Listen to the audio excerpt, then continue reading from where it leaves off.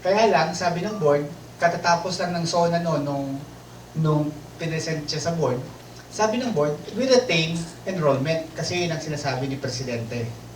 So ang target, ang baseline natin noong 2012, ang enrollment natin is 75% and a coverage rate of 66%. As of September 2013, ano ang ating performance? As of now, 80% enrollment, 69% coverage. So, medyo malapit-lapit na tayo. Ang pag-ano nito is i-weight ito, may weight siya, yun yung 5% at saka 20%. Kailangan makakuha tayo ng 90% of our target. So like for example, for coverage, ang target natin is 70%. So 90% of the 70%. So pag nakita natin, aabot na tayo sa enrollment and coverage. Mukhang wala naman tayo maging problema. Ang problem lang natin dito, baka lahat, kasi year-end itong figures na to, baka yung mga LGU enrollment natin. Pero mukhang nakalaki naman sila hanggang December 31. So, mukhang okay tayo sa enrollment and coverage. Pero at least yan lang, makita nyo medyo malaki pa yung hahabulin natin sa enrollment, pero sa coverage, mukhang okay na tayo. Pero of course, ang target natin, dapat lumapit yung coverage sa enrollment. Dapat kung sino yung yung enrolled, eligible to avail of the benefits. Pero mukhang masusolusyon na naman na ito ng bagong IRR. Yung third and fourth indicator natin galing sa health finance, ang galing natin mag-target, ang nakalagay dito kasi is number of percentage of licensed hospitals with PhilHealth engagement. Kinwalify ito na eligible hospitals lang. So hindi lahat ng ospital, kasi di ba tinatanggal natin yung mga wala pang 3 years. So kung wala pang 3 years, tanggal siya sa denominator. So hindi siya lahat ng lisensyadong ospital. Kaya ngayon, as of September, 95.7% na tayo. Ang target natin is at least 95%. So ito, full 20% na tayo. Medyo mataas-taas yung indicator, yung weights. Yung sa fourth, percentage of LGUs with engaged PCP providers, as of September, 93% tayo. Ang target is 85% of qualified LGUs. So hindi rin ito ang denominator, hindi rin lahat ng LGUs, kung hindi sino lang yung mga LGU na may RHU. Kasi may mga LGU pa rin naman na walang RHU. So tanggal siya. Kaya mataas yung ating average. Again, pag tinignan mo yung 3 and 4, siguradong full 20% and 10% makukuha na natin. Wala tayong problema dyan. Dito tayo nagkakaroon ng konting problema sa net customer satisfaction. Medyo matagal ang usapin dito kasi sabi ni board member Duque, alisin na lang yung SWS kasi ito yung gusto ng indicator ng GCG. Kaya lang, ang gusto ni Dr. Duque, ilagay na lang daw yung CART, yung anti-red tape as an indicator. Ang problema, wala pala silang survey this 2013 and 2014. So hindi natin pwede gamitin indicator yung CART. So balik sa SWS. Ilang beses natin sinabi sa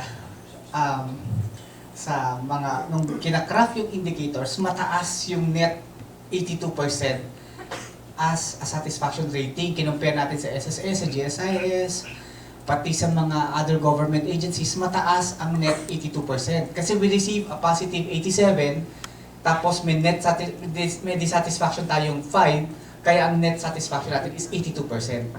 Pero, just the same, ang target natin for 2013 is a net 85%.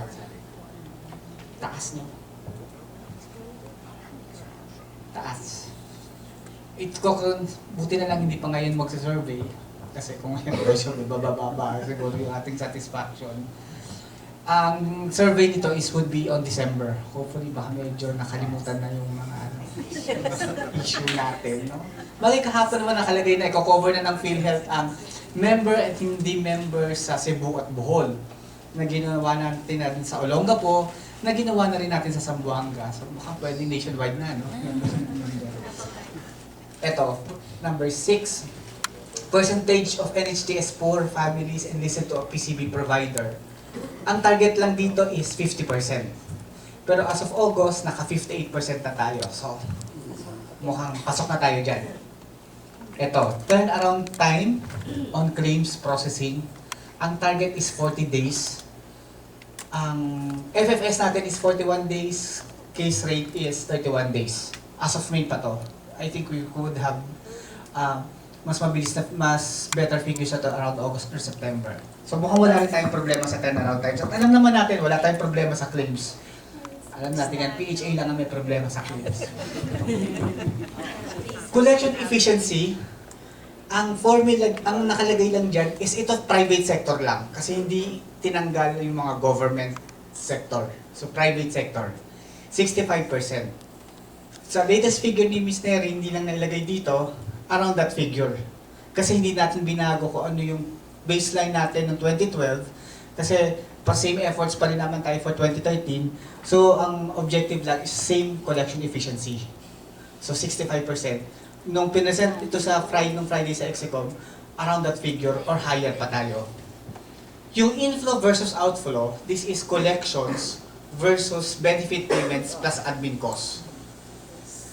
Nung tinignan natin to, okay tayo dito sa percentage. So, doon tayo sa number 10. Ito yung last indicator na pinasama ng GCG. Hindi ito kasama sa original set of indicators ng PhilHealth. But they wanted to have a QMS for PhilHealth. So, nag-negotiate ano bang magiging target, pwedeng target for 2013, for 2014, and 2015. Ang target for 2013, the BERES, ito yung isang matagal na pinag-usapan ng management, ng board, at saka ng GCG. The target for 2013 is at least MOP for the 4 core processes. And that's 5%. The thing is, sa lahat ng indicators, ito ang 0 or 5. Yung iba, pwede nakagraduated tayo.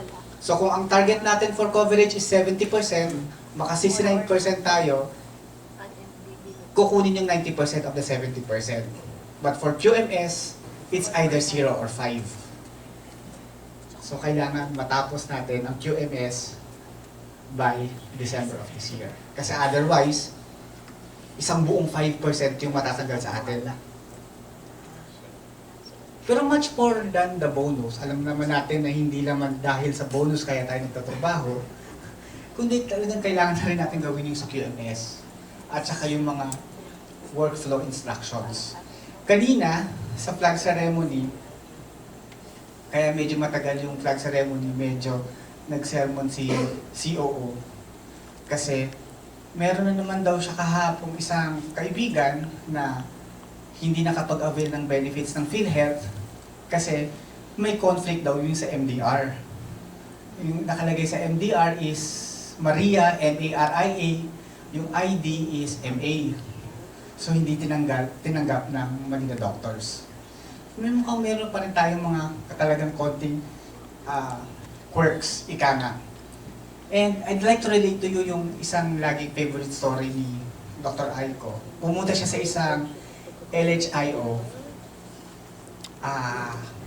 Manila, NCR. Sa NCR na LHIO, nakaupo siya, sabi ng isang member is, hindi tinanggap yung kanyang MDR, before pa ito ng bagong IRR natin, hindi tinanggap yung kanyang MDR kasi kulang daw ng documentary requirements. Mali yung ibinibigay niya. Tapos sagutin Dr. Aiko, kunin mo na lang yung hinihingi sa'yo para masabit mo na ulit. So hindi, sabi nung katabi ko kanina, dalhin ko na lang daw dun sa kabilang LHIO kasi mas maluwag dun. So sabi ni Dr. Aiko, talaga, mas madali daw dun sa kabilang LHIO. Oo sir, sige nga, sabihin mo sa akin, text mo ko kung ma-approve para at least doon na rin ako pupunta sa susunod. Kinahaponan nag-text sa kanya, Sir, okay na po, natanggap na sa LHIO. So parang, ibig sabihin lang talaga nun, magkaiba yung appreciation ng mga it's one office.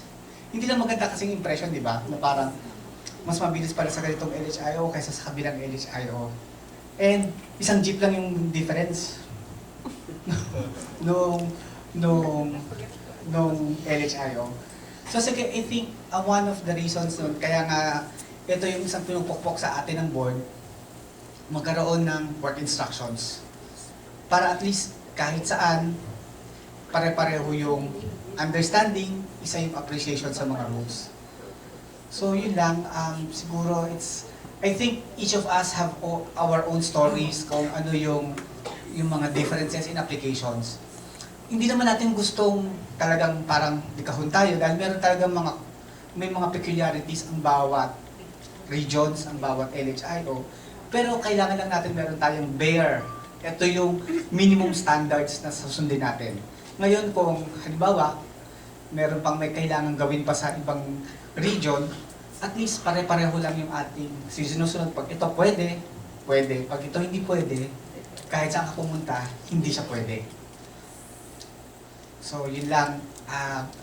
Kanina nag-usap kami ng DAP kasi marami tayong dapat gawin. I know we are all thinly spread for the next 2 months and a half, and I think for the rest of our lives. Pero di ba, kahit naman nagkakaproblema tayo sa dyaryo, alam natin deep in our hearts that kung ano man yung nakukuha natin sa premium contributions, kung ano man yung binibigay sa atin ng korporasyon, it's because sinusuklian naman natin ng trabaho. At alam naman natin, kaya kahit na tinitira tayo sa dyaryo, alam natin na talagang we deserve at binibigay naman natin sa miyembro at sa ating mga, in terms of service, whatever they deserve. So with that, good morning to everyone.